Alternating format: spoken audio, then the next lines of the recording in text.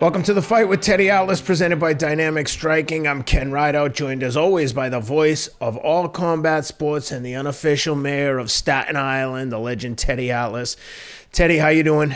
No, I'm doing good. Listen, I wanted to open up, we're in my new studio here. I feel comfortable here. I hope people like it. And first of all, we're going to open up with Tyson, obviously, the event that it was.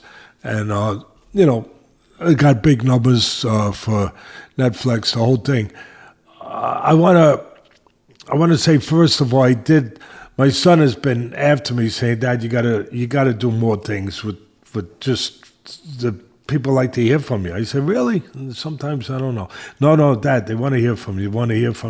And you should be doing more with your podcast, you should be doing more things.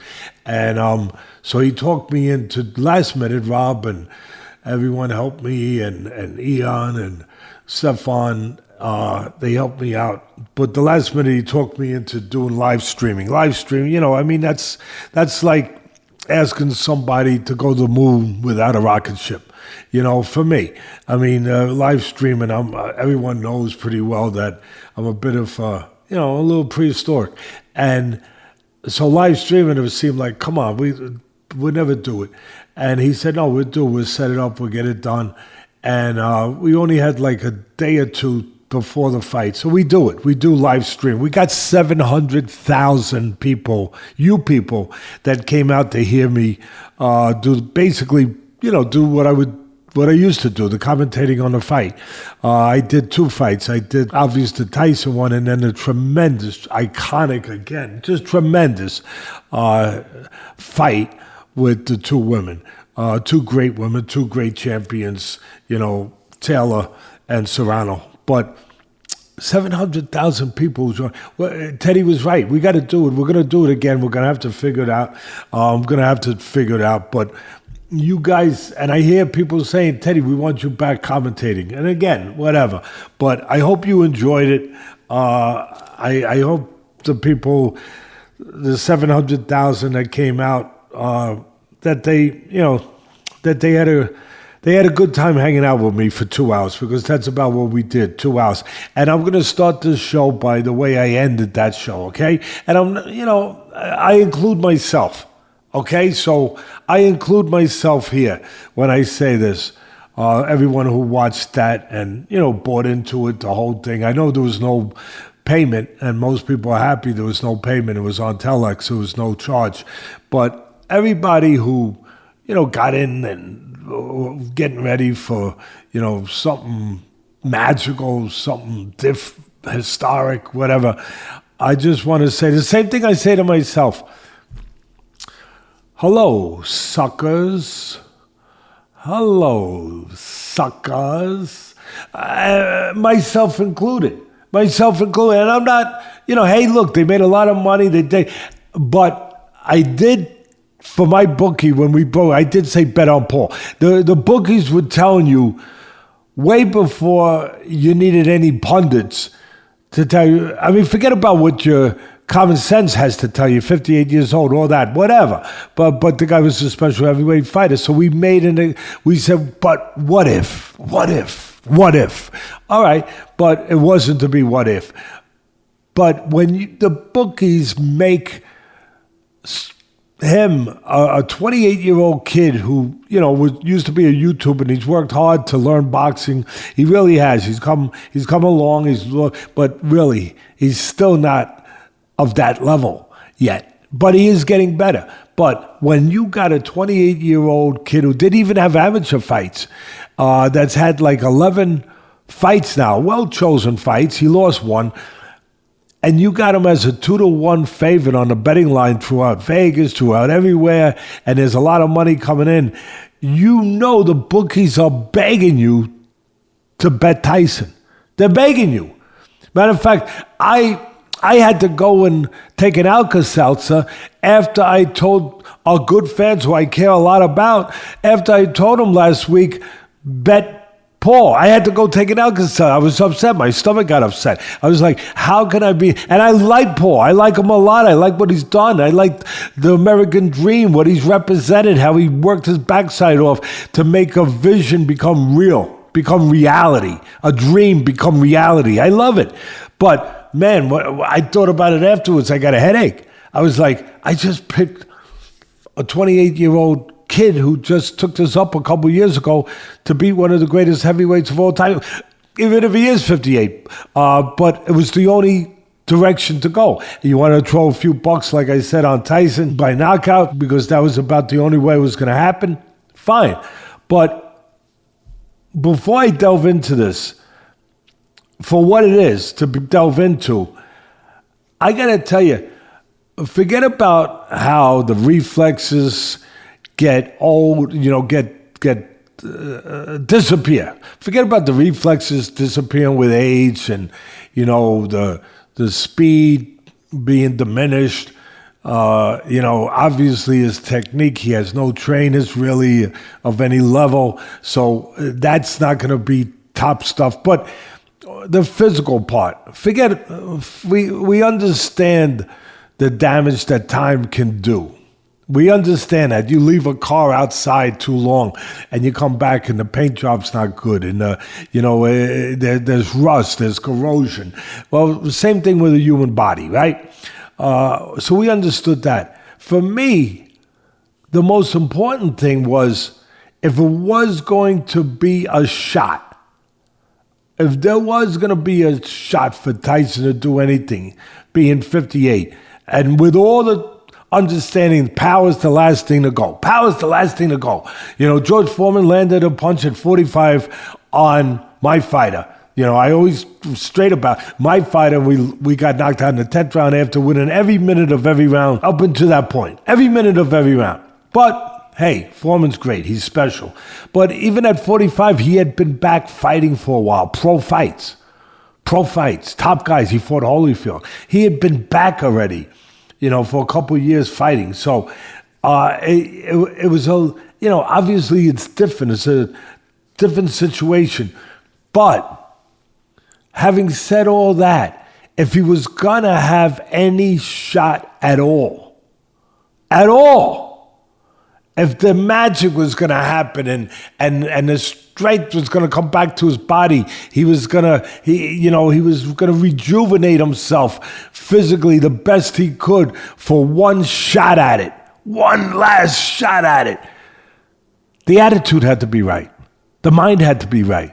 He had to be the old Tyson in thinking of, the baddest man on the planet. I will hit you on the tip of the nose, drive your bone back into your brain. I mean, it's absurd. It's ridiculous. It's stuff that we don't like to really hear. But I mean, it's what you used to hear from him. And you got to the point where you believed it. A lot of it, of course, was selling. It was making his image, which he did a hell of a job. And then he hits guys and it sells it because he does back it up with that. But the thing was, being that guy, the attitude that I'm going to, he said to Lennox Lewis, of course, he wasn't able to back it up, but I'm going to eat your children. And he does all that stuff to intimidate, to make the fight easier. But what you had to have that was tangible was he used to be a guy that believed he was going to knock you into tomorrow. He came out that way. That was his approach. That was his attitude. That was all the way to his, went all the way through to his DNA, if you want to say it that way. That was his makeup. That he's going to come out there and do what Customaro coined as the phrase, throw with bad intentions. He was going to throw with bad intentions, and he was going to get to you sooner or later, unless somehow you got to him. But he was going to come forward, and he was going to look to do mayhem and destruction. He wasn't that guy. That was the key. I think everyone's missing that because they don't think that deep, I guess. But that wasn't there. Yeah, we had to slap and we had to look and we had to scowl and all that. But no. That guy, it reminds me of the movie, one of the great movies, Man on Fire, the great trainer, great actor Denzel Washington and Christopher Walken. Christopher Walken says, oh man, remember this line?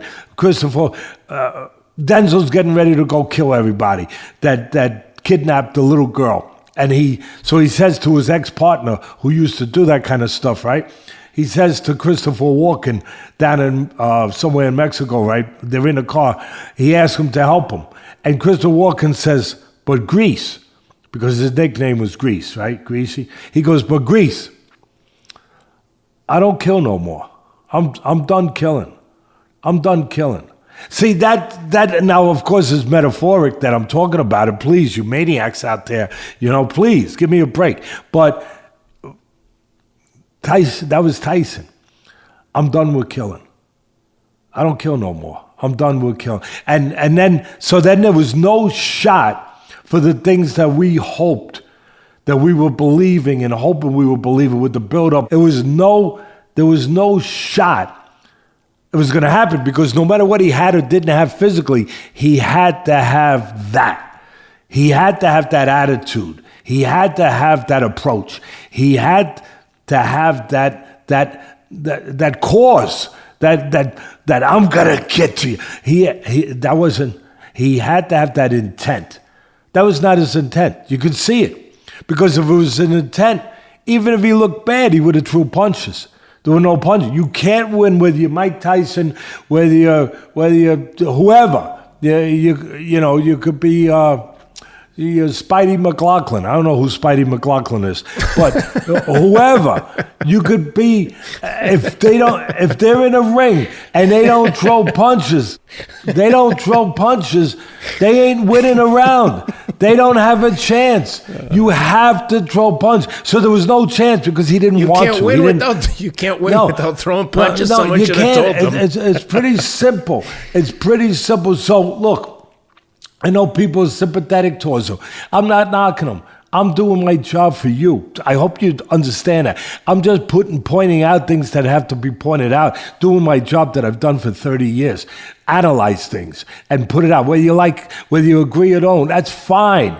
But it's based on experience. It's based on judges. It's based on, 50 years in the business. And don't mean I'm right, but it's my opinion. And it's based on experience, not just the way it was decided, the bed I woke up on. So the other X factor was it legitimate? Now that I'm going to leave that up to you guys, because if it ain't legitimate, then nothing matters. If it was WWE script, right? If it was that, then the rest of it, what are we even talking about? If that's what you saw, if you believe that Paul could have knocked him out, and I believe he could have. Now, let me ask you, did you think that he carried him late in the fight? Yeah, I think he did. But now you could ask different reasons. You have to look for what the reason was behind it. It's kind of like being in a courtroom. You're in a courtroom, okay, is it murder or is it manslaughter? Was the intent to kill? Was the intent or did it happen, because of other circumstances that brought it about? But was the intent? Was it premeditated? That's what we have to figure out here. And that's because, was it because Netflix and them told them, hey, when we agree to do this, yeah, it's exciting, yeah, it could be big. We're Netflix. There's board members, there's people that get paid a lot of money to make sure that billion-dollar conglomerate business stays a billion-dollar conglomerate business. That something stupid don't happen, like getting whoever's responsible is going to have a long day today with the buffering and the show that they put on. So it would have been hard to get it much more wrong than they did in terms of the main event. No, but one thing they didn't get wrong, the traffic. They got the traffic. Yeah, they got the subscribers. They got all that. That's what they wanted. But what they didn't want... I'd be curious to hear how many new subscribers they got versus just people that have a subscription and tuned in. Well, no, that was what it was all about. It was all about getting news. I think there was an upside for Tyson. If you bring in X amount of new subscribers, you get this. Otherwise, you get a flat fee, which whatever it is. So I think that was part of it. But yeah, it was about new subscribers. It was about energizing the base. It was about being Netflix, being the first, being a pioneer, doing this on Netflix. It was about all of that, and that was all successful. What I'm getting at, if you let me just say this one thing, what I'm getting at is that before it could even be put out there, where you go forward with it that way beyond the idea part, where you have a meeting and then you go past the meeting and you start execution of the idea. These guys had to say, wait a minute, do we want to risk a 58-year-old in the ring and have liability, have real possibility that, God forbid, he has a heart attack, God forbid, he gets hurt, whatever. But he is 30 years older than this kid. Do we want, with his iconic name, with everything that we want all that, because that's why we're doing it. But do we want the possibility that something goes astray here? Something, God forbid, and it didn't, thank God. But if something goes bad, do we want that kind of liability? No. So how do you get around it? Well, one way would be to have a script, to have an agreement that nobody's going to hurt the other guy, that it's going to be WW. I'm not saying it was. I'm not saying I know. I am saying this. Paul let up. Now there's other reasons. I'm going to be that lawyer in the courtroom, like my daughter, the great lawyer, like Keith Sullivan, like Pedro Martinez-Fraga. I'm going to be the great. I'm not great. They're great, but I'm going to pretend to be great as a lawyer. I'm going to be in a courtroom. I'm going to say, okay, wait a minute. Intent. Again, it's intent. Was it scripted? Was it preordained? Was it premeditated? Or did Jake Paul just feel sorry for a guy that could have been his idol, a guy who's been iconic, a guy who's been a great, great fighter? Did he feel bad?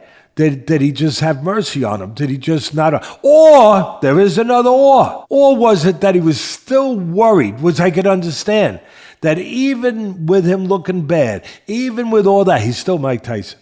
He might land a punch, and the only way he suddenly decides to throw maybe one last time a vicious, bad intention left hook, I could be too close and I could get hit. So I'm going to stay my distance. I'm winning easy. I'm not going to take any risk. I'm going to cash the check. I'm going to get the win. I'm going to get the night. I'm going to win the night. I'm going to get everything we wanted, but I'm not going to risk. I'm going to go. It wasn't even a matter maybe of him taking it easy because he felt bad for him or he had respect for him. All possible, but just that he didn't want to do something stupid.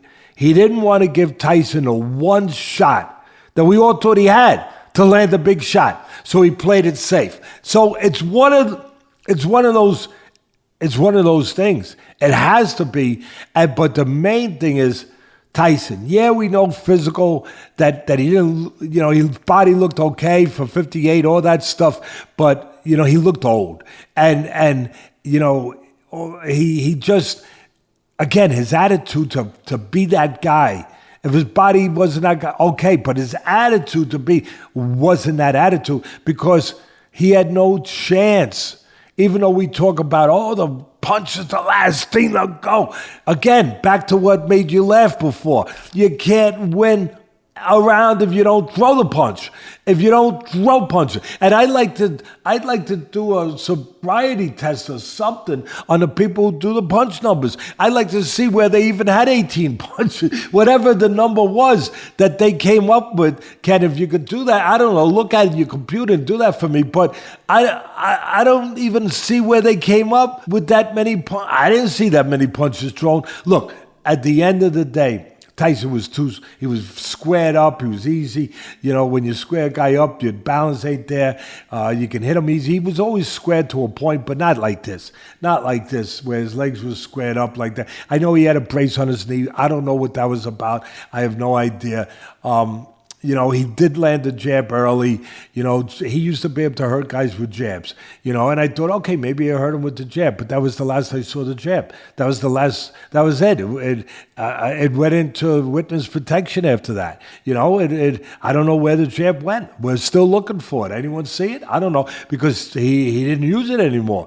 But then some people, conspiracy theory, you want to stay on that? Some people are going to say, Teddy, that's right there. He landed a jab. He staggered Paul. I don't know if he really staggered him, but he knocked him off balance, and then he pulled up. Why? Because he didn't want to hurt him, because the agreement was don't knock this kid out. Okay, you want to believe that? I don't.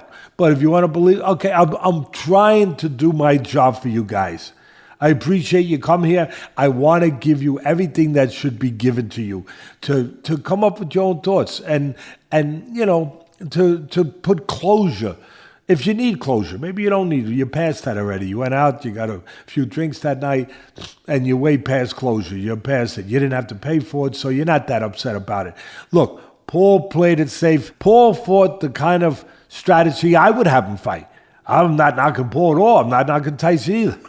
Paul fought the kind of fight that he should fight. On the outside, stay away from the puncher. Make the old man use his legs. When people are old, their legs go.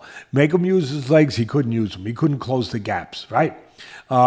Keep him on the outside. Stay away from the power. Pick your spots and then get out. Pick your spots, move to the side. Keep him off balance. Fight a strategic fight. Fight a smart fight. Same way you would when he was young. Same way you would when he was young. Fight that kind of fight. Except he wasn't young anymore, because the young Tyson would have cut the ring down, really cut it down, would have closed behind the jab, would have hit you with a jab, would have paralyzed you with a jab, would have kept you, would have just kept you from pot shotting by using his jab. He would have slipped yours. He would have hit you with jabs. It would have kept you honest. It would have kept you, like I said, from pot shotting him, and it would have closed the gap for him. And he would have went to the body. He would have took the air right out of the tire. He would have removed the tire from the car, and then he'd get inside and he'd be able to go to work.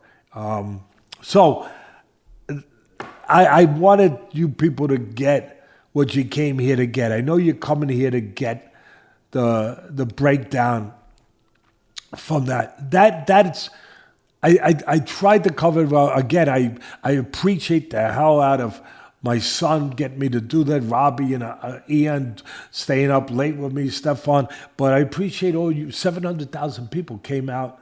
I'm gonna have to do what my son said. He said, listen to the people. They spoke. They told you 700,000. I know it was a big audience out there because of what the event was. I get it. I don't not understand those things. I don't. I live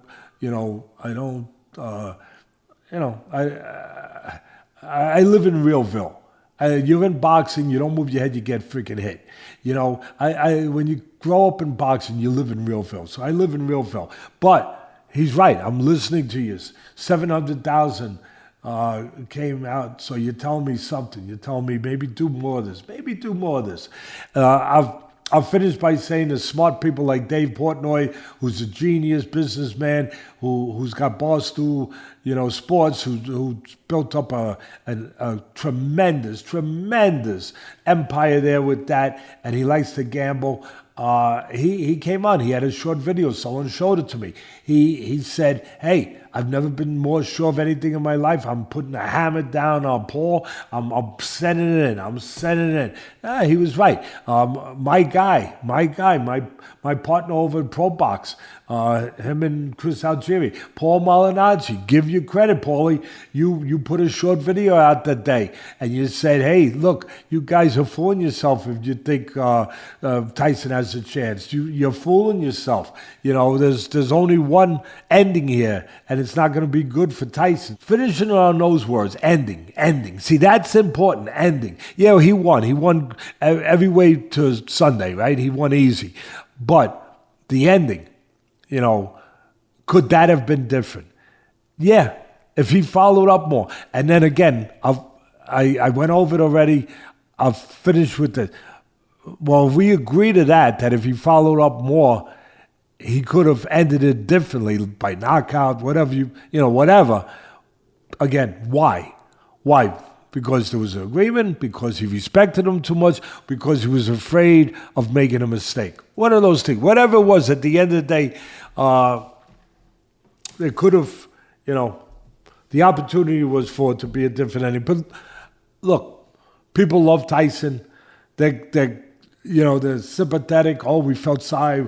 Hate to see him in that position. Hey, listen, I understand, but I feel more sorry for people like Joe Louis that was in there with Rocky Marciano, that, a real fight, a young, vibrant guy who wound up being one of the great heavyweights in his own right when his career was over, of all time, only undefeated heavyweight ever to retire. I feel bad about that. When Joe Louis, because he's got no money. Tyson got money, thank God. He's got money. He didn't have to do this. He's got money. He's come back. We all know the stories about that. He went bankrupt, but he came back. He's had a terrific life. He's got a family. He's from everything we know about him. I'm not pretending to know more than anyone else, but from publicly, he's done well. He's come back, and he's okay. He didn't have to do it for money, but it was his choice. I mean, we all do things for money. Again, God bless, he had that choice. And so he made money. But to say how bad you feel, Joe Louis, he had no choice. He was old. He's fighting he's fighting great fighters, and he has no choice. And he had to go in there to try to make money. And that was, to me, seeing guys, Muhammad Ali, that was sad. To see him in there with Larry Holmes, the great Larry Holmes. I love Larry Holmes, one of the great heavyweights. But and I know it still bothers Larry to this day, to see him in there with a legend like that, and to give him that kind of beating when Ali should not have been in the ring.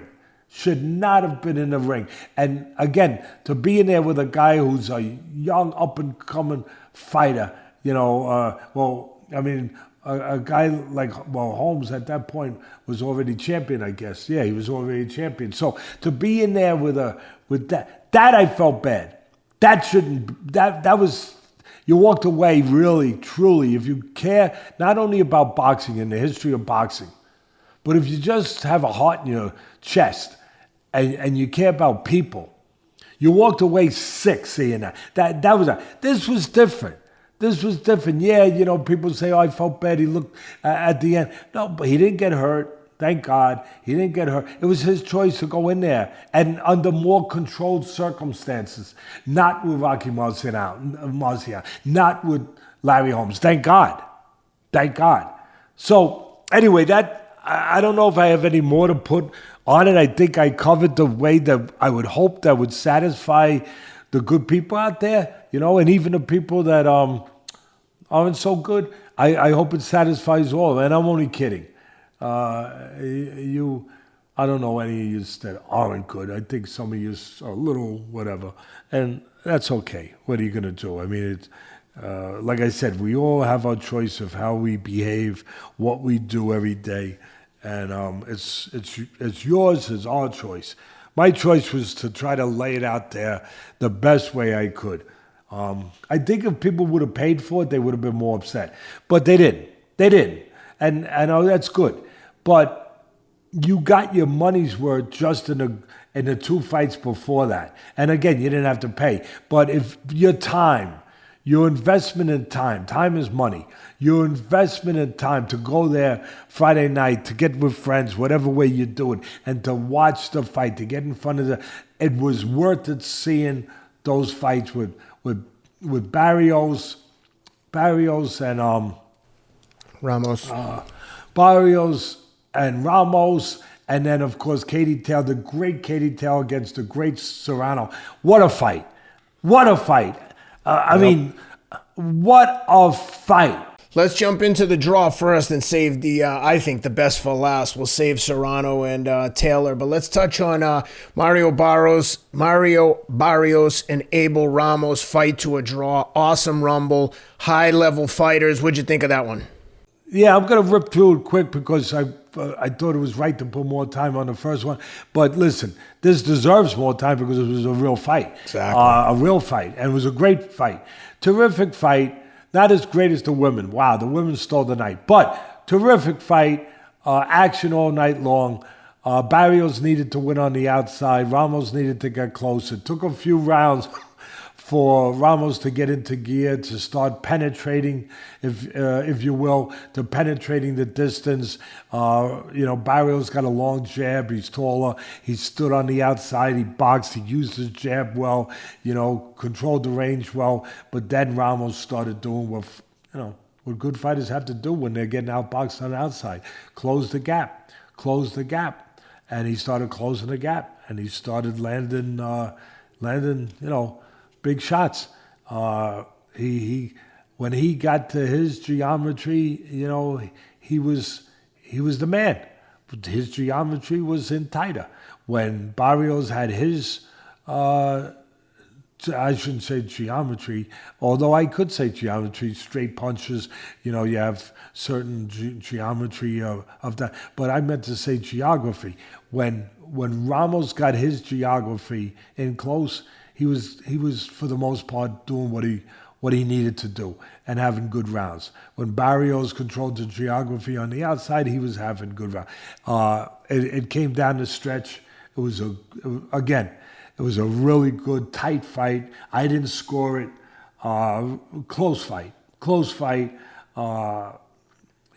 Some people say, okay, Ramos landed some of the biggest shots sometimes. He should have got it.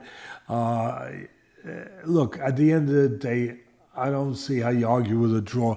The only way you argue with a draw is that the title don't change hands because it was a draw. And in that way, you could say, well, that's unfair, to Ramos if he could have got it by a point, whatever. And that's where a draw doesn't. You usually say in a fight like that, nobody loses. A draw doesn't do damage to either one. Well, in this case, when a guy's got the title, it does do damage to the guy that's the challenger because he loses. He don't in a way that he doesn't. The title don't change hands. So in that way, it's tough. But a good fight, a really good fight, could do it again. Nice fight. Let's get to the women's fight now because, wow, they had fought once before. Incredible fight. They fought at the Garden. They were the first women ever in the history of the Great Madison Square Garden. Iconic theater, iconic, place for sports, for all sports. I mean, everyone fought. Ali Frazier, the fight of the century. I mean, you go on, Joe Louis, you go on and on. Unbelievable. They fought there, and that fight really tight as they come. Taylor wins it. I thought she deserved it. I thought she won it.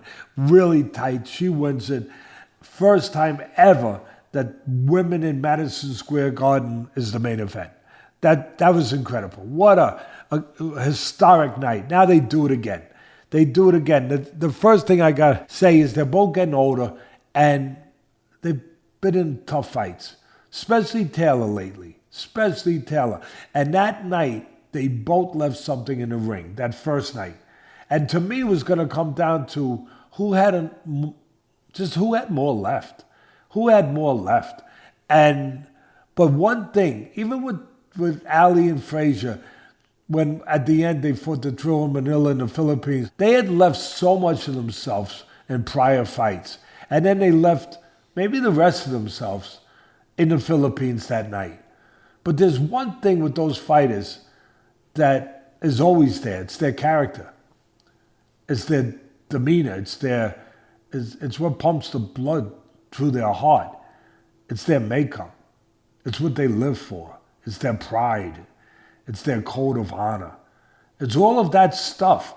If you're going to be honest about it, Ali and Frazier were shells of themselves physically that night. One of the greatest fights of all time. Iconic heavyweight, one of the greatest heavyweight fights of all time.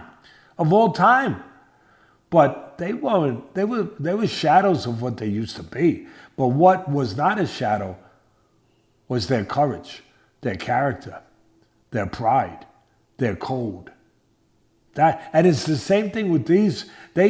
Towards the end, both of these women were tired. They were ragged. I mean, they took a lot, but they will always be in a great fight. no matter what they leave in the ring. Same reason Ali and Frazier always would be, because their character will always be with them. That will never be diminished. That will never be gone. And nobody talks about that. But I want to make sure that I do. And that's what you saw. You saw skills, you saw different styles, you saw different abilities, but you saw character. You saw heart. You saw two warriors. Close fight. Could have been a draw. Close fight. I don't have a problem. I went back and scored it. I didn't get to bed. I didn't get to bed to, I don't know what it was, 3, 4 in the morning. I had to get up. I had to go to the UFC show over at Madison Square Garden. Got home at 5 in the morning, but I still made sure. Because if you don't work at this stuff, you don't give the right product. And I want to give the right product to the people out there. I don't care if it's 10 people. We got over 300,000 subscribers. I wish it was 1 million. But whatever it is, I'm going to do everything to give you the best, whatever it means. Don't sleep. Well, I don't think you should do a job if you don't do it 100% prepared and care about the people. Like I said, 5 people come. I care about those 5 people. I want to do the best I can. And I watched it again. I had Katie Taylor. I'm going to give you Sam, I'm going to give you the score. I like to do this. You guys, I hope you like it. I hope you like when I do this. Full disclosure. So you see, I had Taylor 96-95. I wrote a note. You want to have a draw? Go ahead. Be my guest. I have no problem. But otherwise, I had 1 point for Taylor. It came down to power versus speed. It came down to aggression versus boxing. At the end, it was aggression versus aggression because, again, they just fought a firefight. Like Katie Taylor didn't have the legs no more. She couldn't move no more at her age with the pressure that Serrano brought all night long. It finally got to her. It wore her down. It got to her the same way as Barrios' pressure got to Bivol. Bivol knew he shouldn't be fighting in close at the end in the championship rounds. He knew that, but he had no choice. He had gotten worn down. Barrios with the body attack, with the pressure, wore down. Serrano with the body punches, with the pressure. Even the pressure with the rounds she was losing. She was losing early rounds, but keep pressing. It pays off. It's like putting money in a bank. You get interest. You get it pay. It takes time to accumulate the interest, but you get it. It takes time for the pressure and the body work to accumulate it, but you get it. And Serrano got it late in the fight, where Taylor had no choice but to rely on her character, to fight in the wrong geography. She knows she shouldn't be fighting inside with the stronger fighter, the better puncher. She knows that, but she had no choice. It's either that or submit. She ain't submitting. It's either that or get run over. She ain't getting run over. No, that's not allowable. That's not even a question. So what did she do? She bent her knees, she gritted her teeth, and she drew punches. And she drew punches with the harder puncher. The fight early on, great strategy. Good strategy by both. I thought Serrano, the pressure, she knew it would get to her later. She could have jabbed more coming in. I thought she maybe could have went to the body a little more. And I thought early on she was allowing Katie Taylor to smother her, which was good strategy for Taylor. She don't want to fight on the inside with the stronger fighter. She wants to do it on the outside where she has the edge. Quicker hands, better counterpuncher, feet where she can move a little bit more, mobile, move to the sides, give angles, keep off balance. She don't want to be inside. So the more she could tie up Serrano or smother her inside, the better for her. Serrano, I thought early on, could have done a better job giving herself room on the inside, taking steps back, anticipating she was going to smother her, where she could have kept room to keep punching instead of getting tied up, instead of not being able to punch inside, because that was one of the big advantages. Punch inside with Katie Taylor. You're bigger, you're stronger. Well, you're stronger, you're the better puncher, you're a good body. Punch inside with her. But she did it late in the fight. Now, look, the headbutts, terrible cut. No, it wasn't purposely. You know what it was? It was this. It was Katie Taylor was trying to smother Serrano, as I just said, so she wouldn't get hit. So she wouldn't have to work on the inside. Either you tie someone up if you don't want to work inside, or you smother them. She was smothering them. Now, her legs were starting to go. She was starting to get tired. The pressure was wearing her down. When she went to smother her, she was out of control. She was falling in. But the only thing that she was trying to do was get close. She wasn't trying to headbutt her. What her intent was, the only thing on her mind was, I got to get close so she don't have room to punch inside. I have to smother her. I have to stop the offense on the inside. So she was out of control. She fell in. And yes, she fell in. And yeah, one time she fell in and then hit her right hand. She's a fighter. Yeah, she could do that. But it wasn't intentional. I mean, I don't think so at all. I think it was what I just said. The pressure was getting to her. She was getting tired. She was getting fatigued. She fell in. She looked to smother her.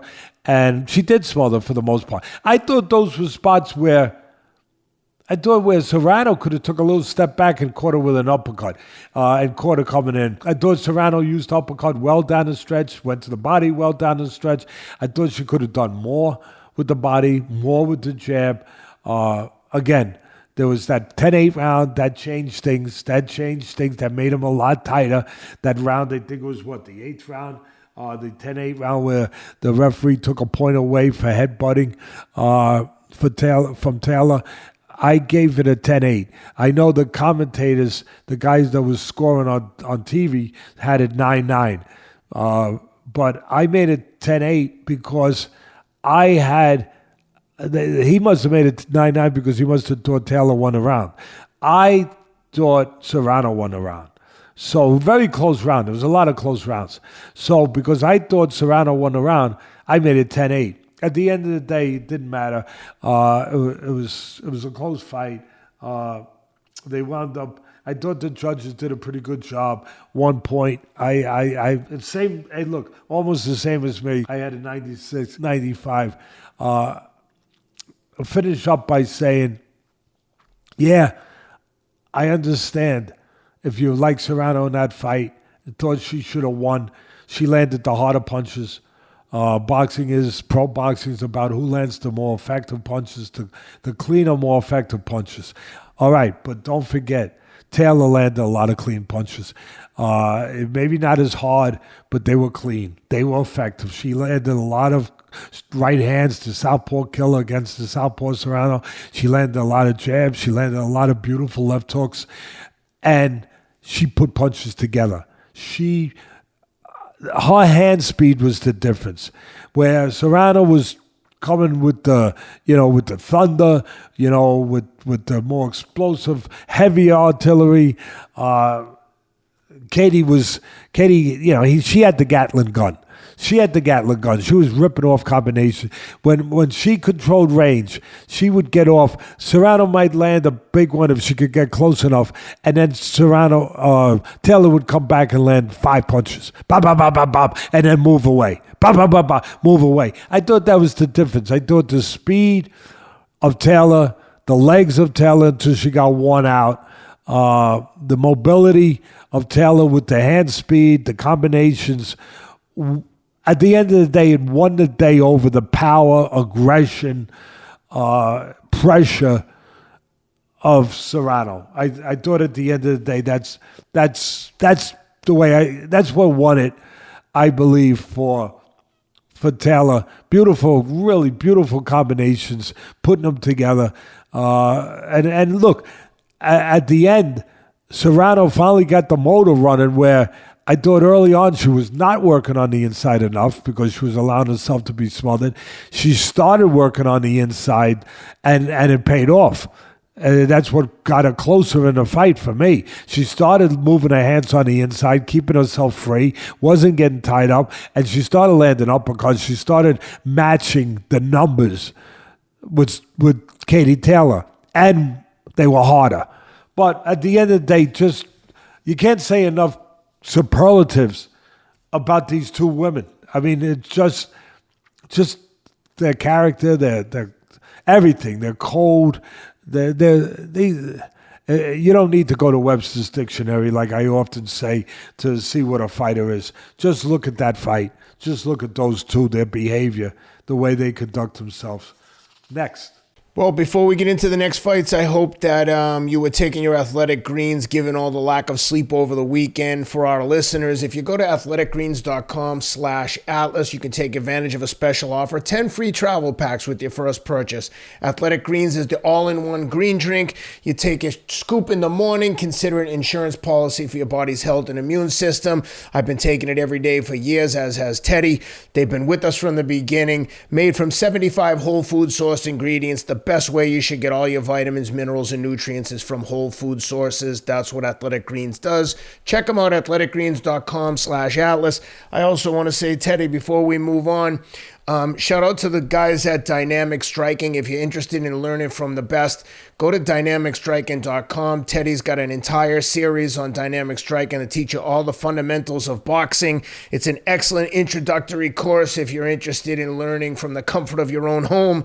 Also, if you're going to take boxing and you're going to take it seriously, dress like a pro. Wear Box Raw.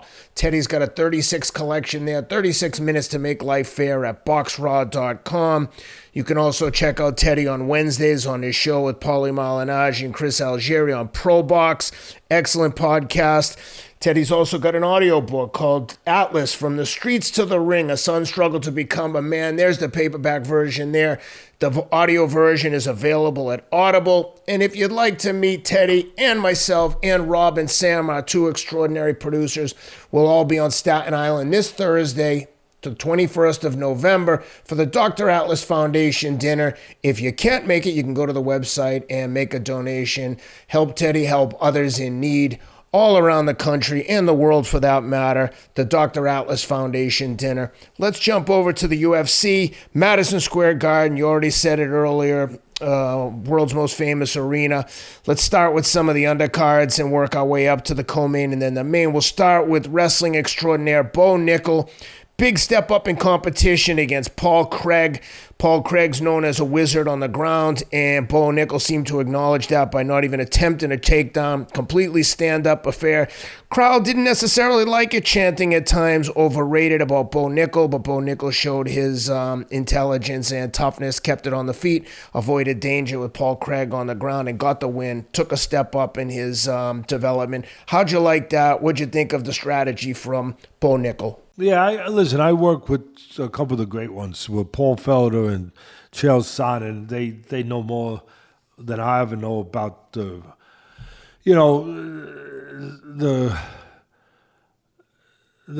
real jiu-jitsu, grappling, obviously all those dimensions that are part of the dimensions of MMA, in this case UFC, on the floor.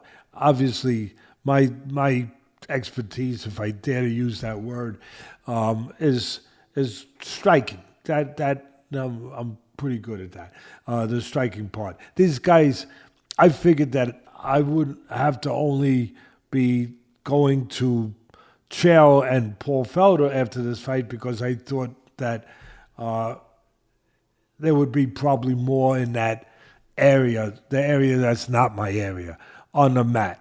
The floor chess, the brilliant floor chess that you see with guys like Bo Nickal or with Oliveira or whoever they happen to be, where they're down, whether they're doing jiu-jitsu, grappling, mixture of both, wrestling, whatever it is. But again, you touched it. Wasn't to be. Craig is very strong there, and Bo Nickal is still young and is great, as great a wrestler, as great as his reputation coming in, that he's this special, which he is. He's undefeated and he's being built up. He's extraordinary, and Chael backs it up. Chael's he's extraordinary as a wrestler. There's no doubt about that. But he showed that he wanted more experience before he goes to the floor with a guy like Craig. I think that was part of it. I think that I was sitting with Chael. I think that he kind of seconded that and said that. And also, Bo wanted to show his striking. And again, it was advantageous. Maybe he's showing it because he didn't want to, on this particular night, go to the floor if he didn't have to. So he showed his striking. His striking's improving. You're going to have both. You have to be well-rounded. There's no doubt. At the end of the day, they struck. That's what they did. They kept it in my game. They kept it with striking, boxing. But it wasn't exciting. You know, it was there wasn't a lot done. To my point earlier with Tyson, you can't win a round, you can't win a fight if you don't move your hands. And Craig did not move his hands, especially late in the fight. He did not move his hands enough. He wasn't making an attempt to really, for the takedown. Well, then you're striking, right? You've made an agreement. Obviously, both of you were striking. Well, then if you're striking, you got to strike, right? If you're boxing, you got to box. You got to throw punches. And there was no way that, that Craig could get in that third round where he needed it. It turned out that he lost every round. I thought that there was, I guess it was the second round. Was it the second or the first round? Maybe the first round. But one of the rounds I thought was probably the first round that was very, very close. It was the first round. I thought it was very close. Then I thought that Nickal took the last two rounds. But the judges had all three for Nickal, who's the big favorite, building him up to be the big guy. I understand the people. It wasn't exciting. There wasn't a lot of chances taken in the striking department. There wasn't a lot of striking done in the striking department, quite frankly. It was more like they were on strike. It was more like being on strike than actually striking in the world that we talk about and we mean with striking. But at the end of the day, a lot of feints, a lot of posturing, a lot of nothing. That's why the people were upset. I thought that the second round, he went out there, Nickal, and he pushed him back. He was being a boss. He landed some big left hands. He was controlling the tempo in the second round. He was doing more. Not a lot going on, but Bo was the one doing more in that second. And then the third round, Craig came forward like there was a little desperation that he had to do something, but he didn't move his hands. At the end of the day, 30-27 three times. Then we moved to the fight where you don't have to worry about it not being excitement because these two guys, their middle name is excitement. Yep. Their middle name is excitement. I mean, Chandler, he goes... if he has a dream about fighting, it's exciting. There's everything with Chandler is exciting, and everything with Oliveira, just extraordinary. Oliveira is so good. He's so good. Chandler been off for a long time, right? He was waiting for the McGregor fight, but he's an explosive guy. He's a kamikaze guy. Sometimes he's his own worst enemy because he's good. He's a good wrestler. He's a good striker. He's powerful, but he'll just get reckless. He'll just go for it all. There is no restraint with him. Sometimes there's no strategy other than I'm going to get to you. And he makes mistakes and he winds up being gotten too. But it's only against top guys. He's fought nothing but monsters since he came over from Bellator. He beat Hooker his first fight, a monster. And then he's had a tough time because that's all he fights. But the reason why he's still here and people still want to see him is because the way he fights, what he gives you. Like Arturo Gatti, when he used to lose fights, people still watched him. They still put him on in headlines and main events. Why? Because what he brought, the drama, the effort, the code of conduct, the heart, the soul. They still watch, and that's Chandler. Don't matter if he loses. You know you're gonna get a full out effort. You're gonna get something to explode. Now the first 4 rounds, you got the effort, but Oliveira dominated. He got him on the floor in the first round and had him in a very compromised position with his leg up, sitting on him. It was crazy. It was new. Even Chair was saying, "Oh, this is a little new." You know, him and Paul Felder, this is a little new. But he is so good on the floor. He's so good striking. Oliver is just so well-rounded. And so he dominated. Chandler showed the heart that they all do and that he does, that he survived. And then what happens? I'm going through it fast. I'm not going to break every round down. He won every round, Chandler. And then in the 5th round, what happens? He gets hurt. He gets caught. He gets caught with a clean right hand. He gets hurt. Chandler's going after, trying to pull off the improbable, the upset. Not only the comeback upset. Oh my God, we were going nuts. He was so close. What's that old saying? You are what you are. You are what you are. You are what you are. What was he? He has him hurt with the right hand. He's closing the gap. He's going to try to finish him. What's he do? Kamikaze. He loads up. He can't help himself. He loads up with a giant left hook. He falls. He slips. And that allows Oliveira to grab him, to survive, to survive the possibility of getting knocked out. Really. I can't say it any better way from the way I saw it. You know, Chandler's got him going, got a chance to pull off the unbelievable comeback. Unbelievable. And then he loads up with the left hook. Instead of using the jab to close the gap or whatever, maybe throwing it to the body, he loads up to the head. He misses. He slips. Oliveira has his reprieve. You know, the governor called. Just before midnight. Okay, don't pull the switch. But with that finish, Chandler guaranteed he'll be back for another, and everyone will be there to watch. He'll be back. And Oliveira, he just adds to what is already a legendary career, a Hall of Fame career. He's incredible in every area, especially on the floor. His striking's good too. He punches. They got flaws. You can catch him, pull him back, things like that. But on that floor, I don't know if he's incredible, Oliveira. He's incredible on the floor. The greatest submission artist of all time in the UFC. And Chandler, he'll be back. Like Arnold Schwarzenegger. I'll be back because you never know with that guy. But you're willing to be there to find out. Now that brings us to what? The GOAT? Yep, main event, Jon Jones does what Jon Jones does, stops Stipe Miocic. Man, Jon looked good. Striking looked awesome. Great roundhouse kick, wheel kick to the ribs. I think that was a wheel kick. Awesome kick. What'd you think of it in person, and how'd you like how the crowd reacted at the Garden? Yeah, I don't know if it was a wheel kick, but definitely he turned roundhouse? Turned him to the kick. But look, it was a clean land. It was creative. Jon Jones has the same, he's got a lot of attributes, but he's got one that's the same as Usyk, the heavyweight champion of the world. The same one. He finds ways to win. That's his greatest attribute. He does it all different ways. He creates.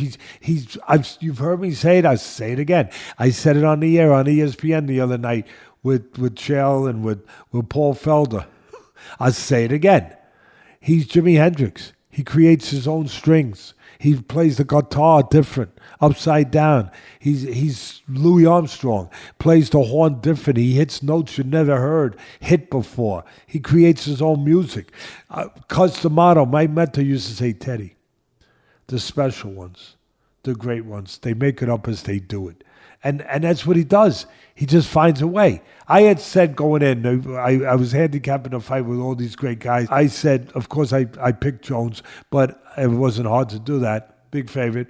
Miocic's 42 years old. He'd been off for over 3.5 years, 3 years and 8 months, since he got knocked out by Ngannou the last time in the ring. So everything was against him. Everything, and he's fighting the GOAT.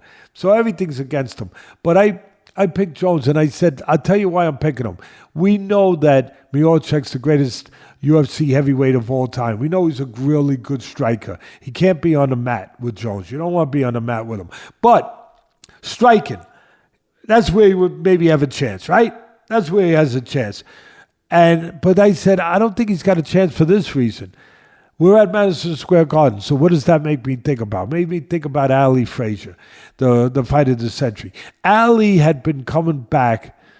He had been coming back from 3.5 years off. He had 2 in between fights, but he came back. He was off 3.5 years with the imposed, where he was exiled from boxing for not going into the Vietnam War. So he was off for his religious beliefs. He was off for 3.5 years. Okay, Miocic was off for a little longer, 3 years and 8 months.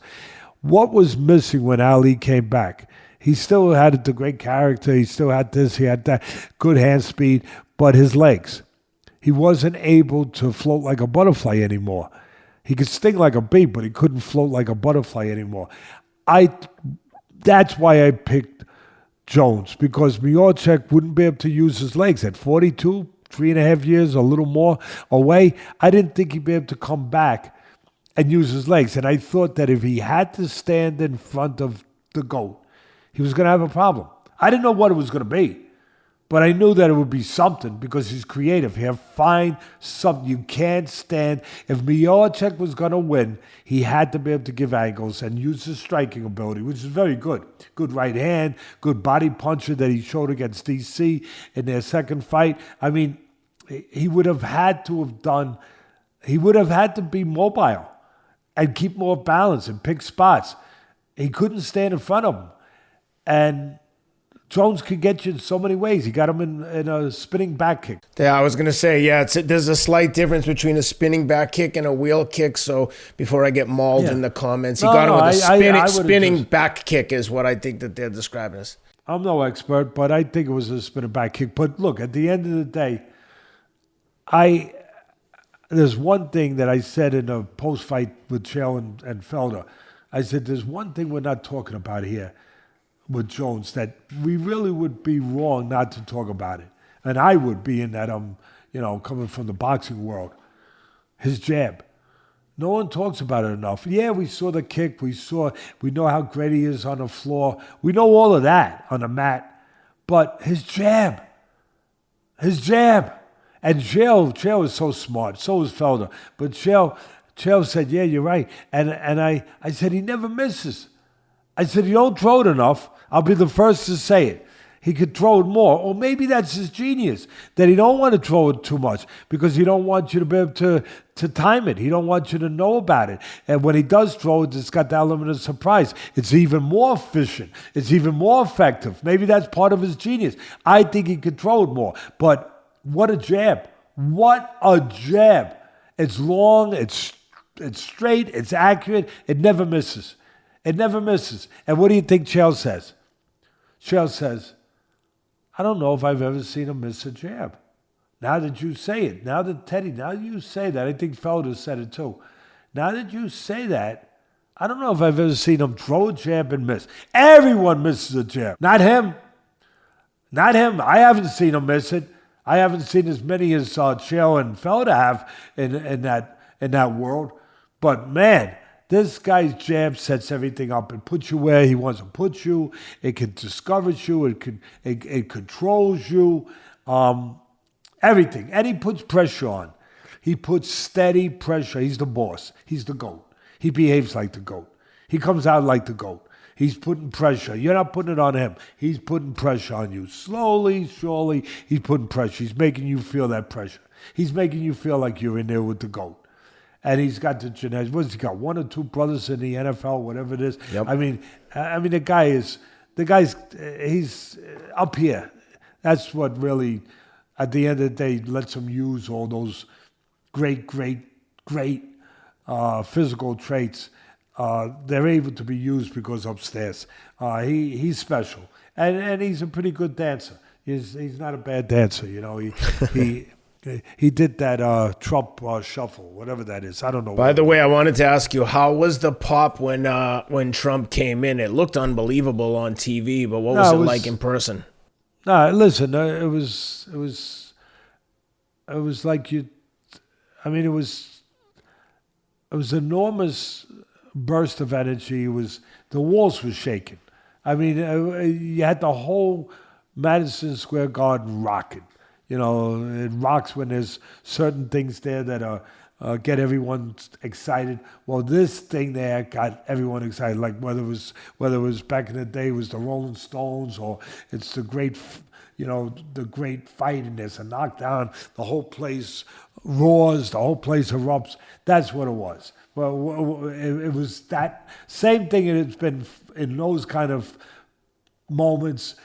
It was in this moment for what this represented to the people. It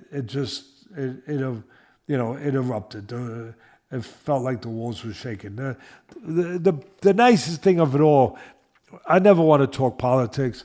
It's ridiculous. People don't come here to hear me talk politics. They come here to hear me do what I've done for the last hour, break fights down. And I appreciate you all. The only thing that I got to say that was, no matter what side of the aisle you're on, just to hear the chant USA, USA, that was nice. That's all. Yeah. That was nice. We all owe USA, right? We all owe people that love this country, right? So that was nice. I don't care whatever just to hear those three letters was nice. At the end of the day, it was what the UFC always gives you. They give you a lot of fights, and they give you a lot of competitive fights, a lot of good fights. I guess you could argue that the Nickal fight wasn't exciting. You could argue that this fight wasn't competitive. At the end of the day, Jones dominated. You know, he did dominate. What was it, the first round when he got him to the floor? Was it the first round? I think it was. Even that, the way he did it, what does he do? He's very good at kicking. He's very athletic, Jones. His kicks are, well, obviously he stopped him with a kick, but his kicks to the leg, kicks to the head, everything. It's just tremendous. And what did he do? Talk about being creative. What do I talk about? The delivery system. It's not enough to have a punch, but you have a delivery system to get the punch to the target. It's not enough to be just a great wrestler, grappler on the floor like he is, but you have to have a delivery system to get the takedown. His delivery system is so creative. It was a kick. It was a kick to get close.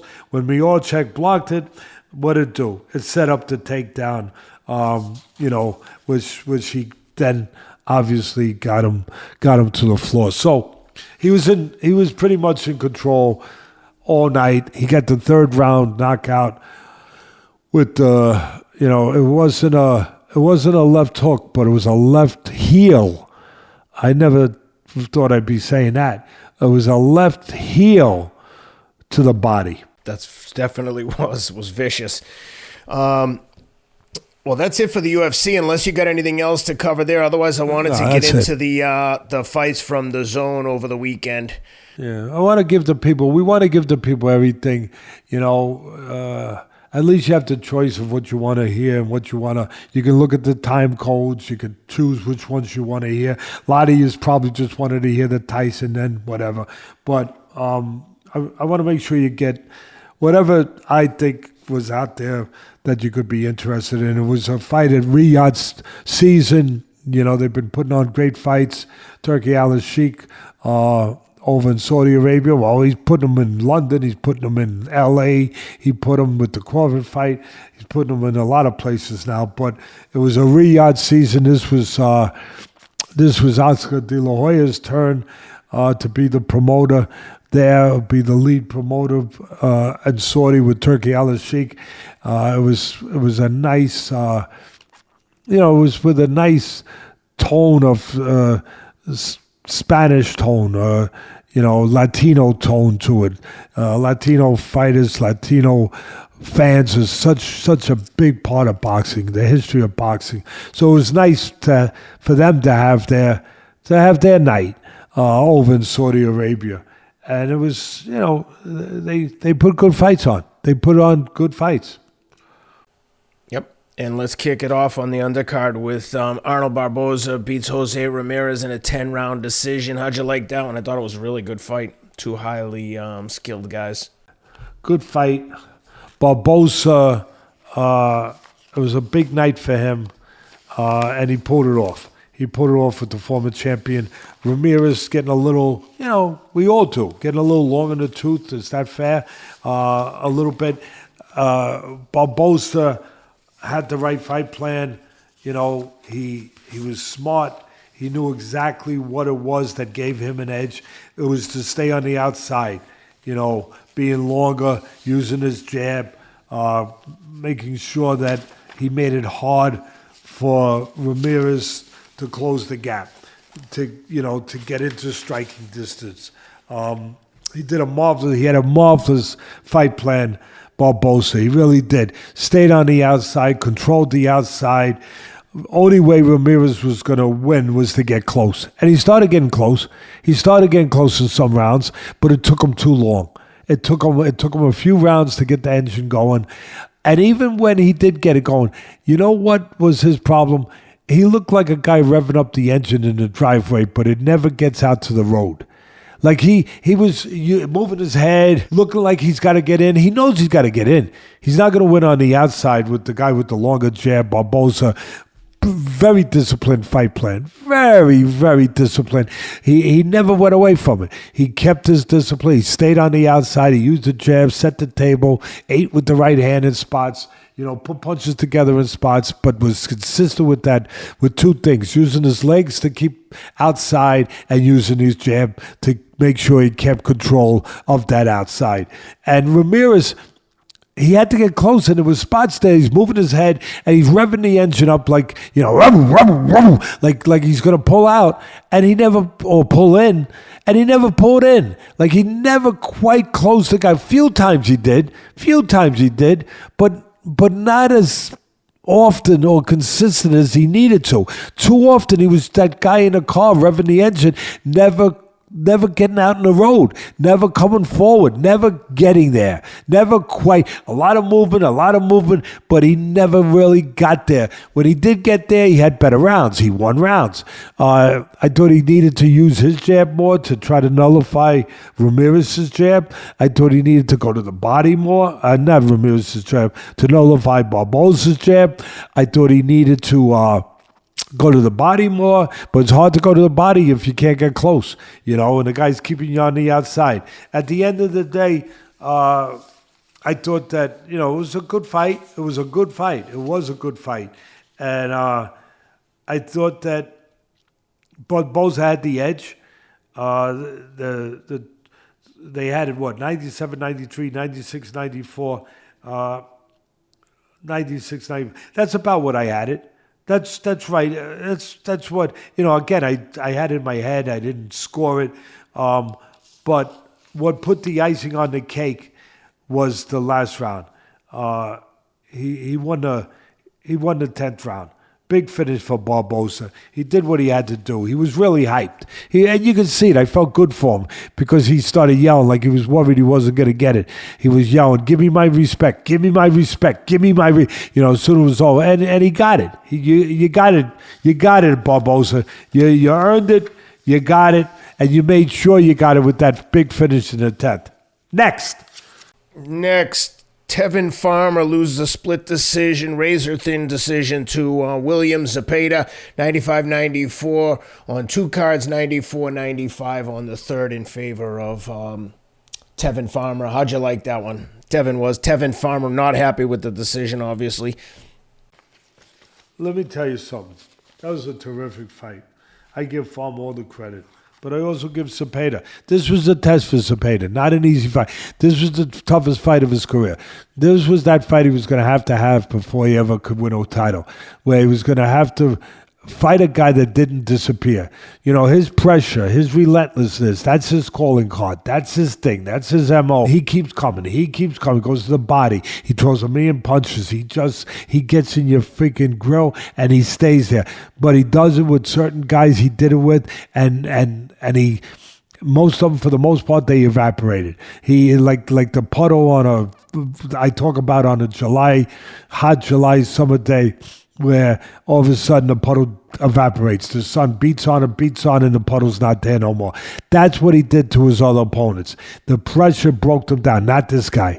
He finally thought it was going to happen sooner or later. He fought a seasoned, tough veteran with a good chin, who's slick, who's just a terrific fighter. He's getting older now, Farmer, but he's been a tremendous fighter, obviously. Champion. He ran into a guy. He got tested. He finally got that test. He finally ran into a guy where the pressure alone, the relentlessness alone, wasn't going to get it done.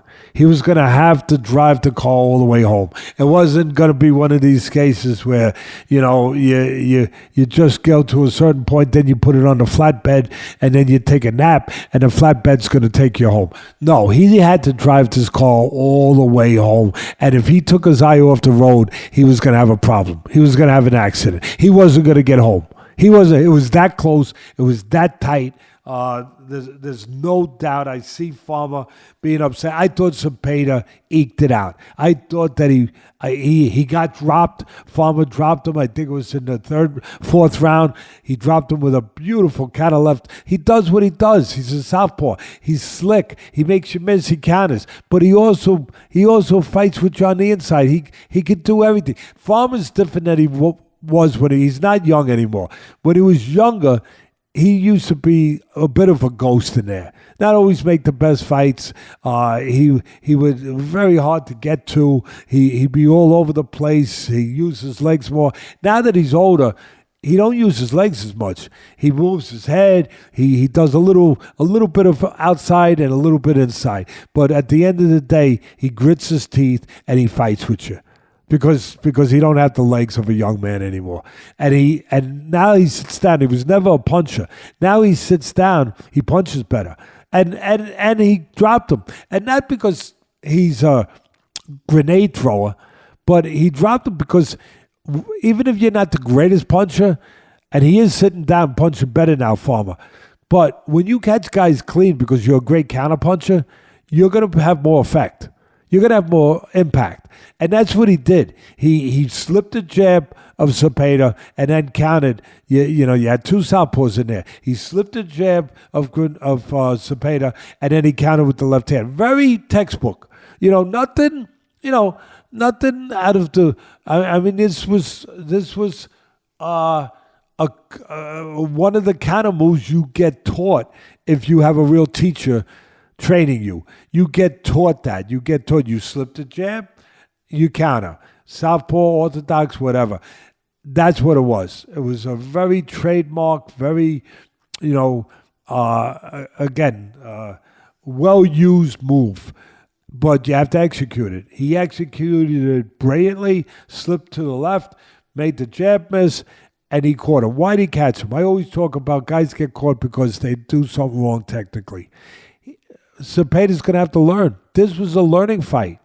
He didn't move his head after he jabbed.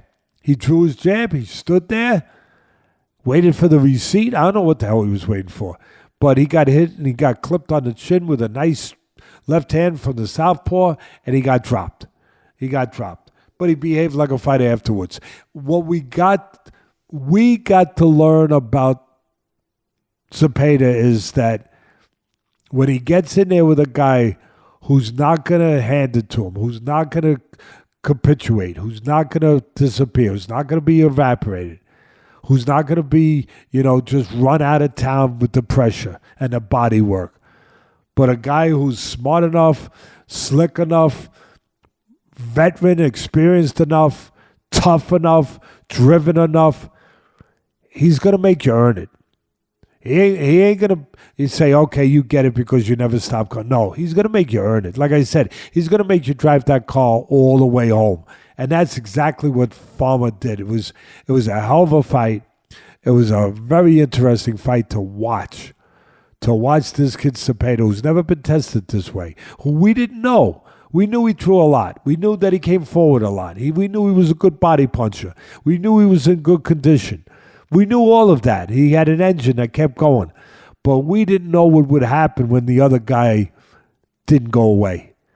And what happened? He just kept going. He just took a deep breath.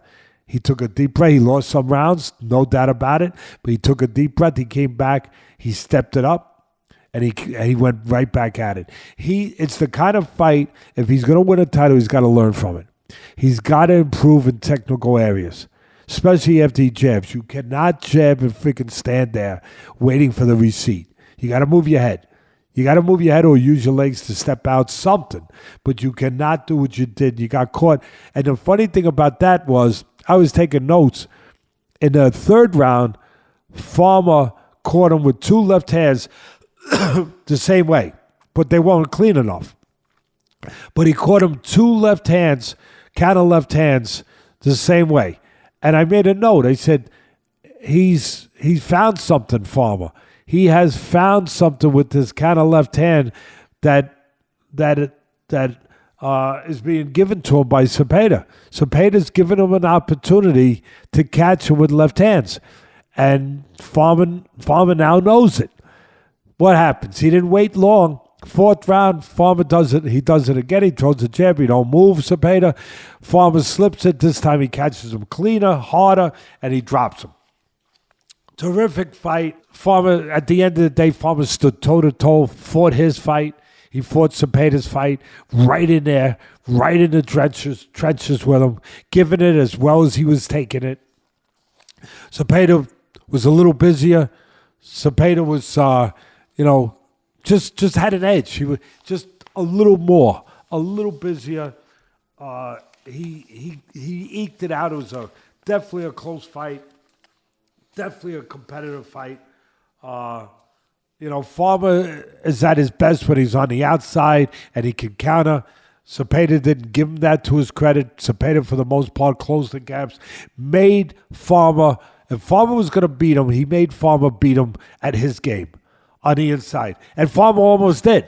He almost did. He didn't let Farmer beat him at a game that Farmer's better at, and that's on the outside. At the end of the day, they had it. Again, Zepeda, I made a note. Zepeda, I felt that Zepeda earned it. Close fight.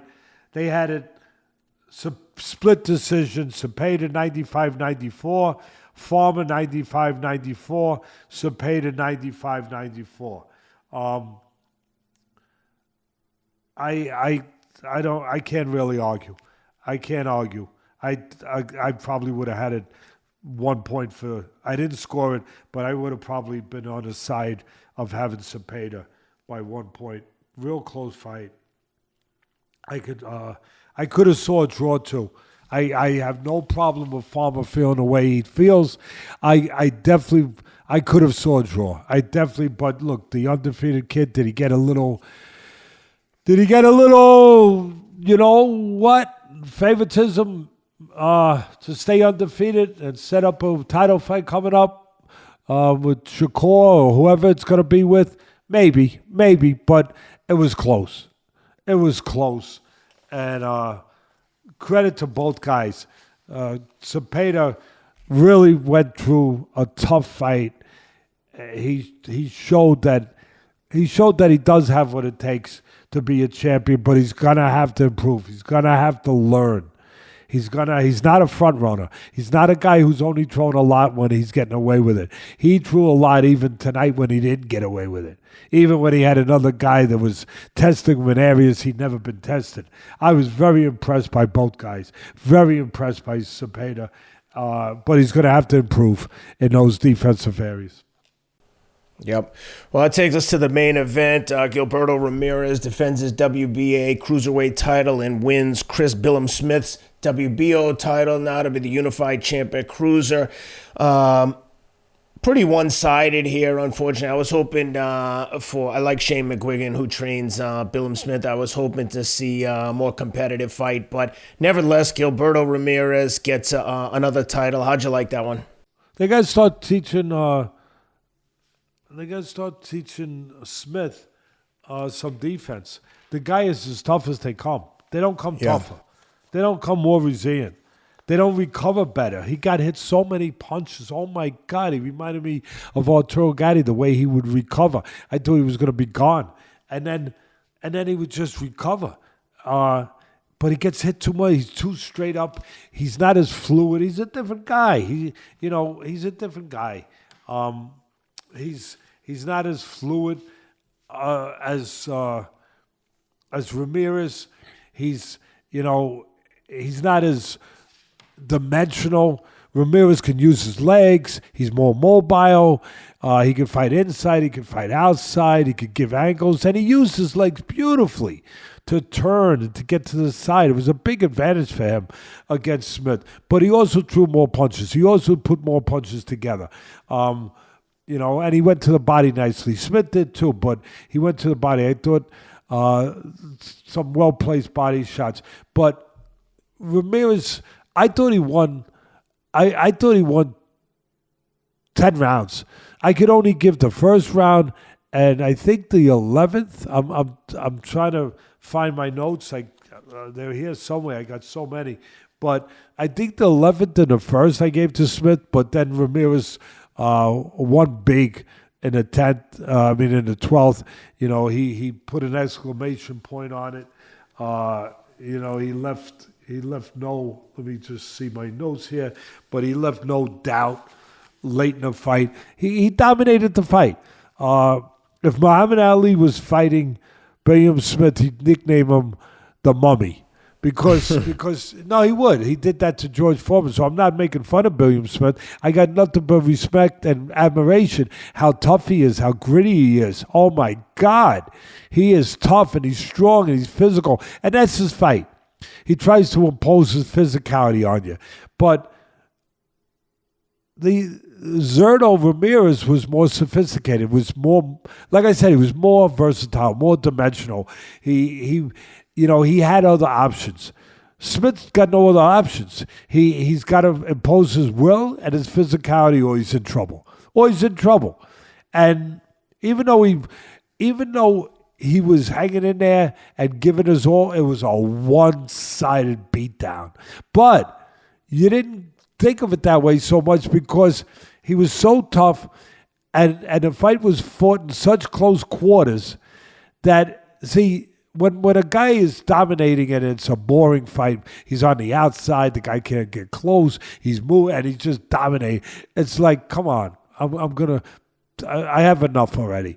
It's boring. It's one-sided. You don't mind it, and you don't even see it as much for how one-sided it is sometimes almost.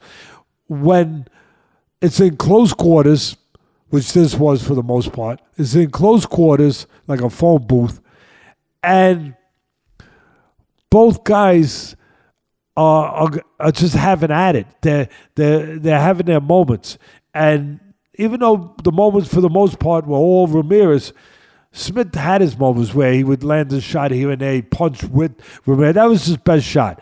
If they would have told him to punch with Ramirez and catch him in between, because that's what you got to do with the high echelon fighters. You're not just going to throw a cold punch for the most part and just land it. There's got to be more science. There's got to be more thinking behind it. Ramirez, he matched him with heart.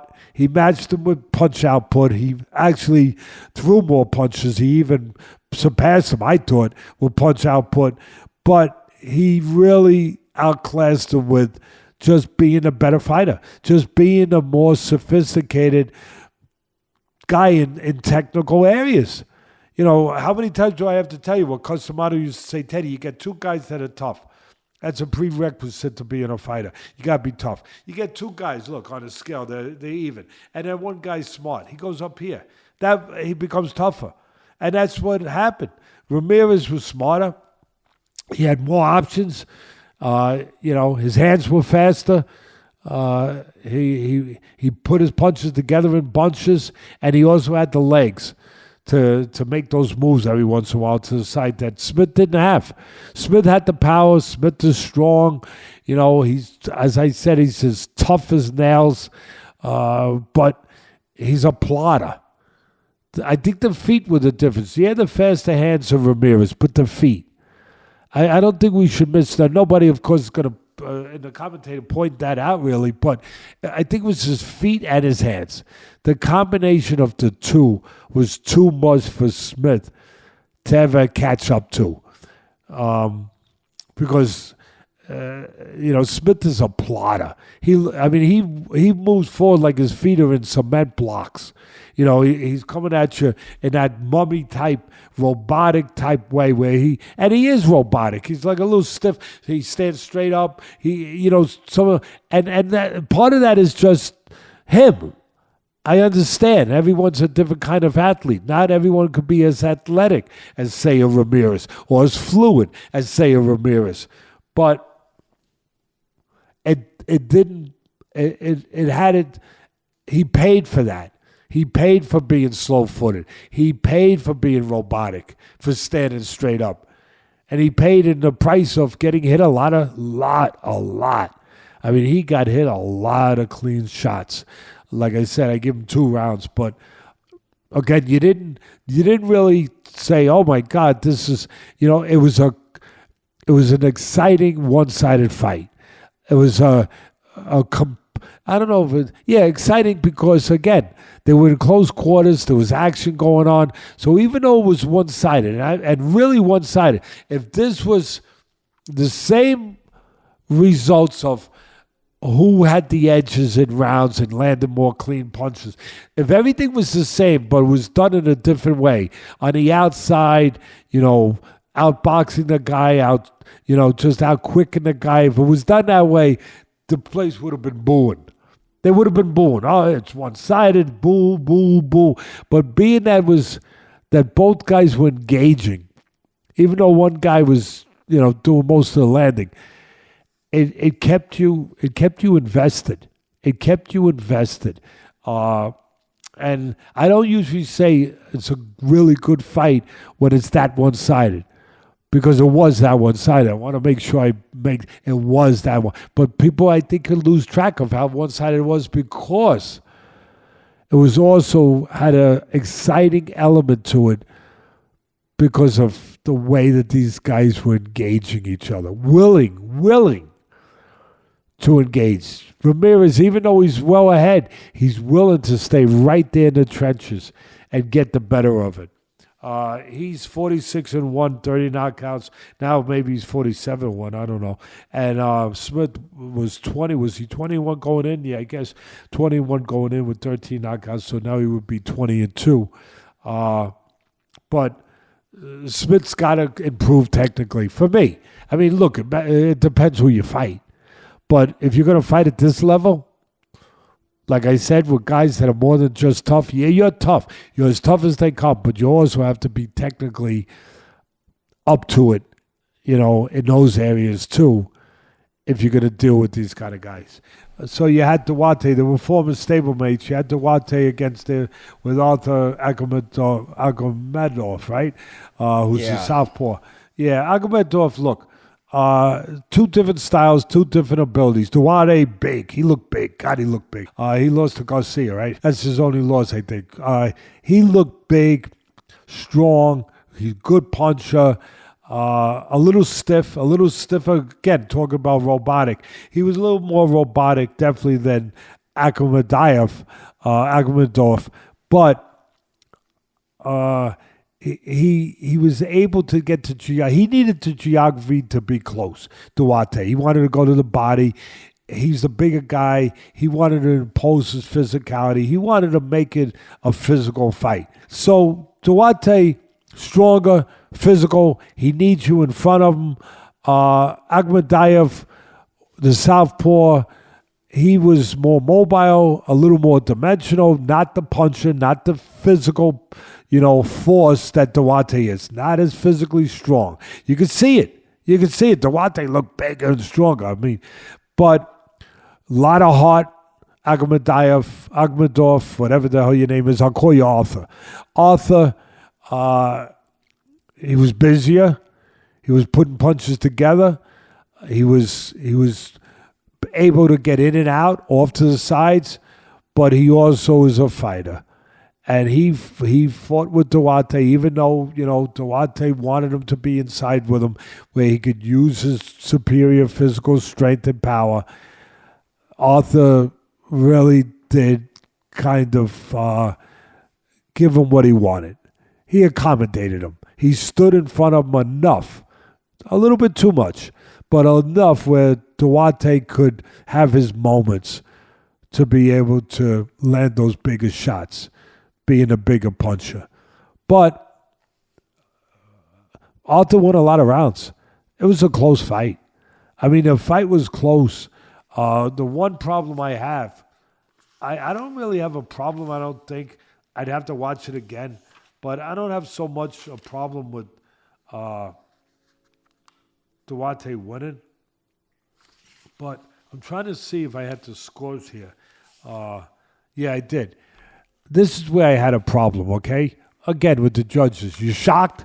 Are you shocked I had a problem with the judges, people? I had a problem, people, with the judges, okay? I hope you have a problem with the judges, because that means you're paying attention and you care about the sport. You want to give it to Duarte, fine. Bigger punches, stronger, right? He was the favorite, the whole thing. The promoter wants him to win, whatever. But 98, 92? No, please stop. 97, 93? No. 96, 94? I could live with it. But the rest of them, I can't live. I mean, again, I'd have to watch it again, but it was a close enough fight. It was a fight where the guy who's not the big puncher, the guy who's the busier guy, won rounds by moving, by outworking Duarte. Arthur won rounds where he just outworked him, and he maneuvered him. He outmaneuvered him. Where Duarte's a little stiff-legged, like I was talking about Billam-Smith. A little stiff-legged. He needs you to cooperate with him. He needs you to be in front of him where, he can catch you something without having to, move his feet to keep up with you. Arthur made him turn. Arthur, kept him enough off balance where he had good moments. And I won't argue with you. Arthur sometimes fought with the stronger guy right in front of him where he would have been better suited if he went in and out, being that he was a little quicker, being that he was more mobile, more dimensional. But having said all that, it was a good, competitive fight. Looking at that judge's score, you'd never know it was a competitive fight. You'd never know it. It's terrible. You'd never know it. But a good close fight. I don't know if Arthur thought he won or complained. I don't know. I didn't see it after it ended to know or to be able to comment on that. But I wouldn't blame him if he thought he won. It was competitive enough to think that. The harder puncher gets it done at the end.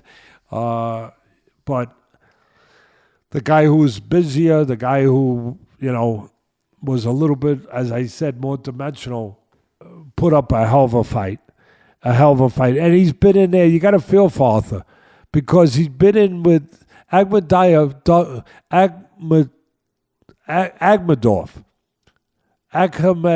That's the name. Akhmedov. I got it. Akhmedov. Beautiful. He's been in enough fights that were close that he got the raw end of the stick.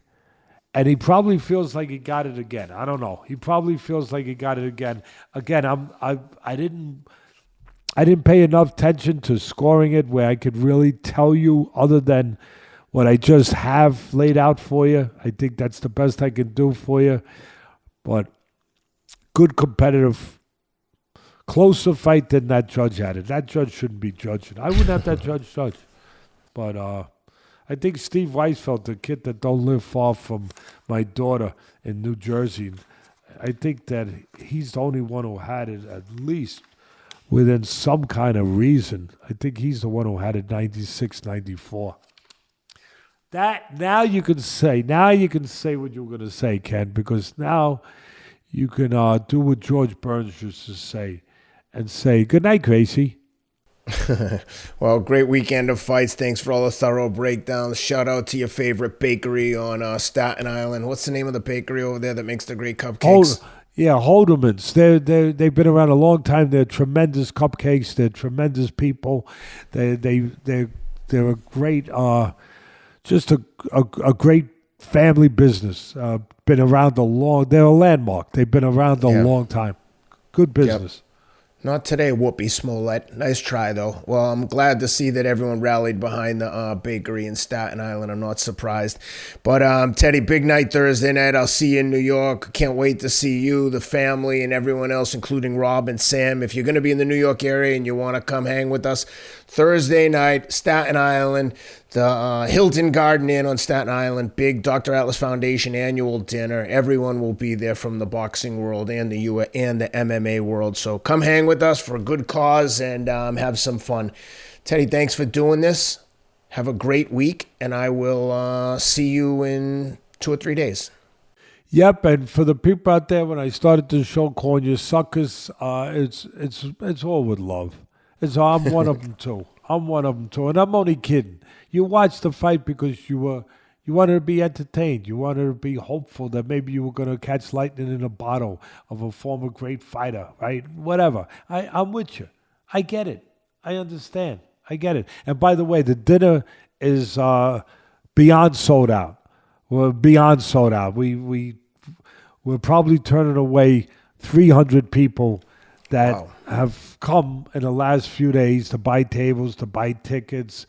I'm blessed. I appreciate the people that believe in the foundation and what we do, and they support it and come and allow us to get the resources we need to do the work that we do to help people. I really do. I appreciate it, and I feel bad. I feel bad that my people told me we're going to be probably turning away somewhere between 300-400 people, but you can only fit where you can fit. And But the people, the 1,000 people that will be there, I hope they have a great night. Excellent. All right, well, I'll see you Thursday night, guys. Thanks for tuning in. Please like and subscribe on YouTube, and have a great week, and we'll see you next week. Boom.